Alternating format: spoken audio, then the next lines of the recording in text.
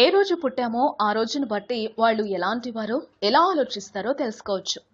సాముద్రిక శాస్త్రం ప్రకారం మనుషుల వ్యక్తిత్వాన్ని ప్రవర్తనను అంచనా వేయవచ్చు.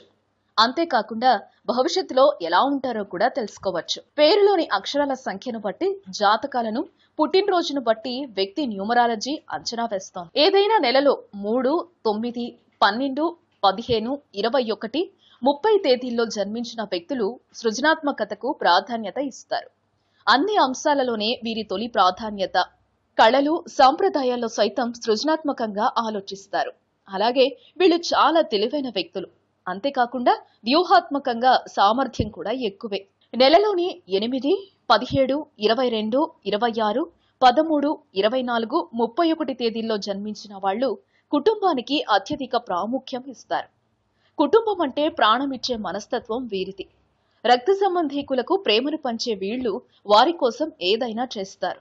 వీళ్ళు నిజాయితీపరులైన స్నేహితులకు ఎప్పుడూ అందుబాటులో ఉంటూ వారి అవసరాలకు అనుగుణంగా సహాయం చేస్తారు.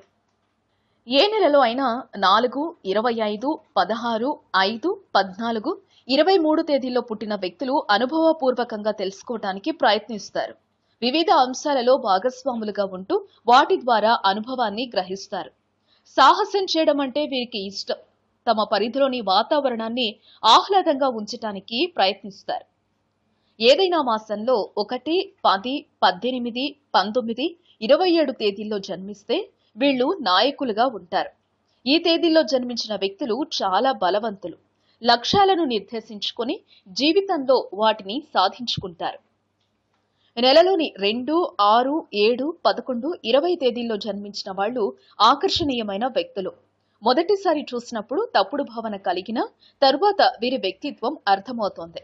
ఈ తేదీల్లో జన్మించిన వ్యక్తులు తమకు ఎదురైన సమస్యలను సులభంగా అధిగమిస్తారు. ఈ వీడియోపై మీ విలువైన కామెంట్స్ ని మాతో షేర్ చేసుకోండి. అండ్ ఇంకో విషయం, సబ్స్క్రైబ్ చేయడం మర్చిపోకండి.